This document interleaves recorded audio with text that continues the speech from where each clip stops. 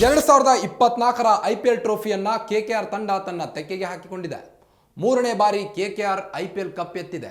Tourney ಉದ್ದಕ್ಕೂ ಅದ್ಭುತ ಪ್ರದರ್ಶನವನ್ನ ನೀಡಿಕೊಂಡು ಬಂದಿದ್ದ ಕೆಕೆಆರ್ ಫೈನಲ್ನಲ್ಲೂ ಸುನಾಮಿಯನ್ನ ಎಬ್ಬಿಸಿ ಹೈದರಾಬಾದ್ ತಂಡ ಹೊಡೆಯೋ ಹಾಗೆ ಮಾಡಿದೆ.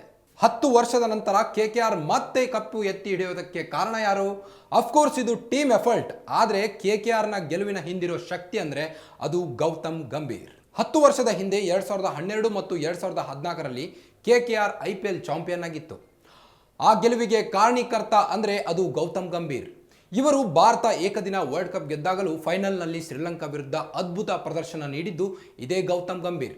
ಗಂಭೀರ್ ರನ್ ರೆಕಾರ್ಡ್ಗಿಂತ ಹೆಚ್ಚಾಗಿ ಬಯಸ್ತಾ ಇದ್ದಿದ್ದು ತಂಡದ ಗೆಲುವನ್ನ. ಗೌತಮ್ ಗಂಭೀರ್ ಇವರ ಆಟಿಟ್ಯೂಡ್ ಸಾಧಾರಣ ಯಾರಿಗೂ ಇಷ್ಟ ಆಗೋದಿಲ್ಲ. ಆದರೆ ಅದರಿಂದ ಆಚೆ ಬಂದರೆ ಗೌತಮ್ ಗಂಭೀರ್ ಒಬ್ಬ ಅದ್ಭುತ ಆಟಗಾರ. ಅದಕ್ಕಿಂತ ಮುಖ್ಯವಾಗಿ ಗಂಭೀರ್ ಸೋಲನ್ನ ದ್ವೇಷಿಸುವಂತ ಆಟಗಾರ. ಆತನಿಗೆ ಗೆಲ್ಲಬೇಕಷ್ಟೇ. 2014ರ ನಂತರ ಎಂಥ ಘಟಾನುಘಟಿ ಬ್ಯಾಟ್ಸ್ಮನ್ಗಳಿದ್ದರೂ ಕೂಡ ಕೆಕೆಆರ್ಗೆ ಇದುವರೆಗೂ ಗೆಲ್ಲೋದಕ್ಕೆ ಆಗಿರಲಿಲ್ಲ.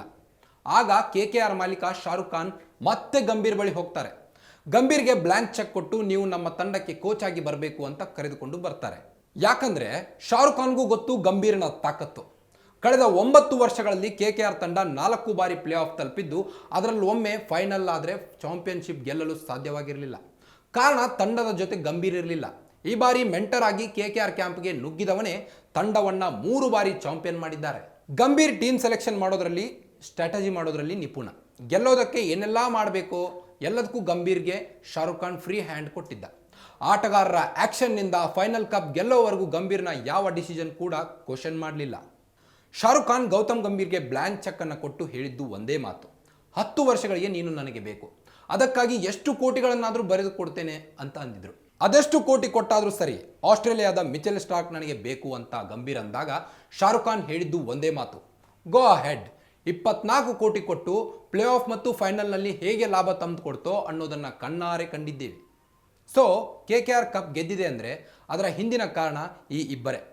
ಒಬ್ಬರು ತಂಡದ ಮಾಲೀಕ ಶಾರುಖ್ ಖಾನ್ ಆದರೆ ಮತ್ತೊಬ್ಬರು ಗೌತಮ್ ಗಂಭೀರ್. ಮತ್ತಷ್ಟು ಸುದ್ದಿಗಳಿಗಾಗಿ ನೋಡ್ತಾ ಇರಿ ಗ್ಯಾರಂಟಿ ನ್ಯೂಸ್. ಗ್ಯಾರಂಟಿ ನ್ಯೂಸ್, ಸುದ್ದಿ ಖಚಿತ, ನ್ಯಾಯ ನಿಶ್ಚಿತ.